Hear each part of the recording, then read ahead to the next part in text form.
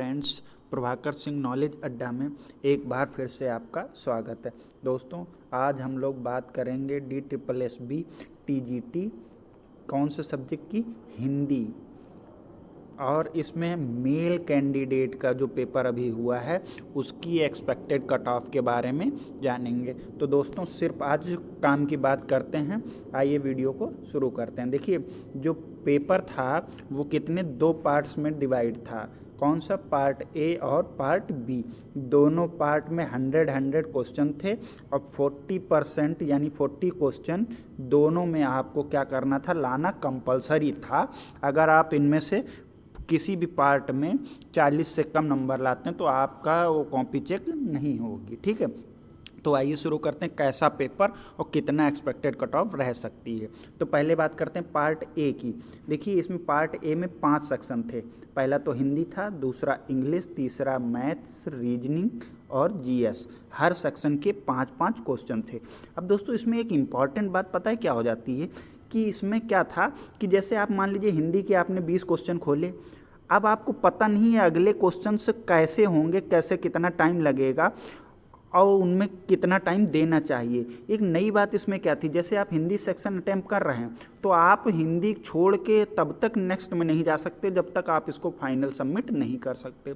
अब वैसे दोस्तों क्या होता है कि हम 100 क्वेश्चन देख लेते, पहले हमको जितने आते होते हम कर लेते, फिर हम दूसरी बार में अटैम्प्ट में इन क्वेश्चंस को देखते कि ये जो कठिन कठिन है उनको दोबारा में देख लेते। पर इन्होंने क्या किया, आप एक बार इसको फाइनल सबमिट कर देंगे, दोबारा नहीं खोल पाएंगे। इससे गड़बड़ी क्या हो गई, एक ही बार में आपको इसको करना था, कर दिया तो आगे चले गए तो फिर पीछे लौट के नहीं आ सकते। तो और आगे पता चला हम चले गए टाइम बचा के और आगे का पेपर सरल निकला तो वो टाइम हम अब इन क्वेश्चंस को नहीं दे सकते। ये एक बहुत बड़ा फैक्टर रहेगा।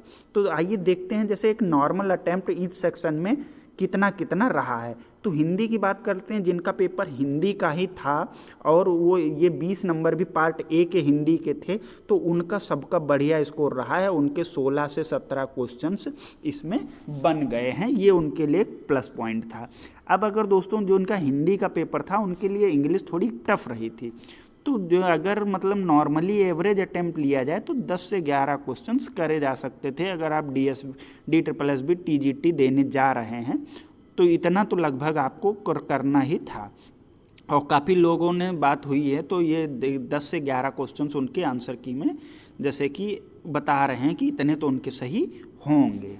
जैसे कि मैथ की बात करें तो मैथ में क्या है कि मैथ में जितने हैं, अगर आप हिंदी बैकग्राउंड से हैं तो हाँ, जाहिर सी बात है मैथ आपके लिए थोड़ी बहुत कठिन होगी। तो हम मानते हैं 10 से 11 क्वेश्चन। देखिए, कोई भी पेपर हो उसमें 5-7 क्वेश्चन तो नॉर्मली डाले जाते हैं, जो अगर आप बेसिक मैथमेटिक्स जानते हैं तो भी आप कर सकते हैं। और 10 से 11 क्वेश्चन इतना बुरा भी नहीं और इतना अच्छा भी नहीं, एक एवरेज में चल जाएगा। हाँ, रीजनिंग अच्छी प्रैक्टिस है तो हिंदी के बाद आपका जो सेकंड स्कोर कराएगी वो होगी रीजनिंग। आप मतलब इसमें 13 से 14 क्वेश्चन बड़े आराम से निकाल सकते हैं। अब बात करते हैं जीएस। अगर कोई करंट अफेयर्स पढ़ गया तो जीएस उसमें जो आ रही है एवरेज आ रही है। अगर आपकी जीएस और प्लस करंट अफेयर्स है तो आप यहाँ 12 से 14 क्वेश्चन निकाल सकते हैं। तो दोस्तों, ये थे हमारे section wise 100 question part A के, जिनमें से अगर हम ओवरऑल की बात करें तो पहले 10, 20, 30, 40, 50, 2, 52, 3, 55 और 6, 61। मतलब हम एक कह सकते हैं अगर हमारे 55 से लेके 60 के बीच में क्वेश्चंस बन रहे हैं किसमें, पार्ट ए में, तो ये हमारा बहुत अटेम्प्ट बढ़िया है। अब दोस्तों ये तो हो गए। इनमें से क्या करते हैं हम, 2 से 3 क्वेश्चन हमारे गलत हो जाते हैं, वो तो कभी भी आप क्वेश्चन करेंगे तो यही एवरेज रहेगा। मतलब हमारा जैसे कि 55 से 60 बन रहे हैं, किसी के 58, 57, फिलहाल के सब लोग 52 के प्लस रहेंगे। तो ये एक बहुत बढ़िया स्कोर है। अब देखिए, आपका मेन सब्जेक्ट आपके पास मान लिया 1 घंटा बचा या 50 मिनट बचे हैं और आपका मेन सब्जेक्ट है हिंदी, जिसमें 90 क्वेश्चन आपके सब्जेक्ट के हैं और 10 क्वेश्चन कहाँ, पेडागॉजी से हैं। जिसमें हम कह सकते हैं कि वो जो पेडागॉजी कहने का बेसिक मतलब है, इसमें क्वेश्चन जो आ रहे हैं वो कहाँ से आ रहे हैं, जो RTE राइट टू एजुकेशन और उसका एक जो NCF है, यहाँ से क्वेश्चंस बन रहे हैं और 90 क्वेश्चन आपके सब्जेक्ट के हैं। तो दोस्तों अगर आपका हिंदी सब्जेक्ट है तो आपका 80 टू 85 ये एक अटेम्प्ट है, ध्यान से सुनिएगा, ये क्या है, एक अटेम्प्ट है। इतने क्वेश्चन आपने अटेम्प्ट लगभग किए हैं। तो अब अटेम्प्ट जितना करते हैं वो सारे सही नहीं निकलते हैं, क्योंकि वहाँ प्रेशर रहता है एग्ज़ाम का। लेकिन अटेम्प्ट इतने हो जाते हैं हिंदी जैसे के पेपर में, क्योंकि आपको कैलकुलेशन नहीं तो इतना लगभग सबका रह जाता।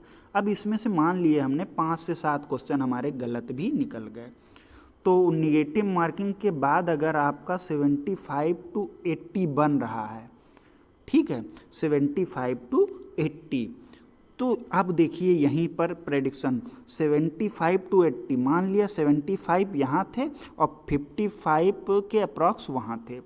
ओवरऑल में हम कह देते हैं कि देखिए ये बन रहा है 75 और प्लस 55 को। अब जैसे क्या होता है जब आंसर की आती है तो 2 से 3 4 क्वेश्चन कह सकते हो ऐसे होते हैं जिनका आंसर हमें तो सही लग रहा होता है, पर वो लोग मतलब ऑब्जेक्शन वाले में चले जाते हैं, एकदम प्रेडिक्शन से बाहर। तो हम ऐसे माइनस करें, अगर इनको देखें 70 50 120 130 के आसपास जा रहा है, 2-4 क्वेश्चन निकाल देते तो 126 या 125 कह सकते हैं। तो बस यहीं से हमारी कट ऑफ जो कह सकते हैं, हम कह सकते हैं यूआर कैटेगरी में अगर आप 122 से लेके 125 के आसपास हैं तो ये एक बढ़िया अटैम्प्ट है। याद रहे ये निगेटिव मार्किंग के बाद की बात कर रहे हैं। यूआर कैटेगरी 122 से लेके 125 के आसपास। दूसरा है ओबीसी और ईडब्ल्यूएस में। ओबीसी की बात करते हैं, देखिए डिफरेंस देखने को मिलता है ओबीसी और इसमें, लेकिन इस समय कंपटीशन ऐसा चल रहा है कि ज़्यादा नहीं, ओबीसी लगभग बराबर आ चुका है जनरल के, तो इन दोनों की कट ऑफ में बहुत ज़्यादा वेरिएशन देखने को नहीं मिलता है। तो अगर आप कह रहे हैं 118 से 121 के आसपास, तो ये एक बहुत अच्छा स्कोर है, क्योंकि ई डॉसियर में आपको क्या करते हैं 4 से 5 टाइम्स बुलाते हैं कि वो डॉक्यूमेंट अपलोड करने के लिए। वहाँ कुछ लोगों के डॉक्यूमेंट गड़बड़ भी निकल जाते हैं, तो इस वजह से भी आपकी पॉसिबिलिटी बन जाती है। और तीसरा अगर हम बात करते हैं, देखिए ईडब्ल्यूएस भी इसी कैटेगरी के आसपास आएगा। अगर हम बात करते हैं एससी की, तो एससी जो है वो 115 प्लस अगर है, देखिए एससी में भी ये एक्सपेक्ट मत करिए कि बहुत ज़्यादा नीचे जाएगी, क्योंकि DSSB में काफ़ी ऐसे मतलब सब्जेक्ट्स हैं जिनमें एससी की कट ऑफ ओबीसी से ज़्यादा गई है। तो ये बिल्कुल कहना कि इनके कट ऑफ में 10-15 नंबर का डिफरेंस रहेगा, ये नहीं।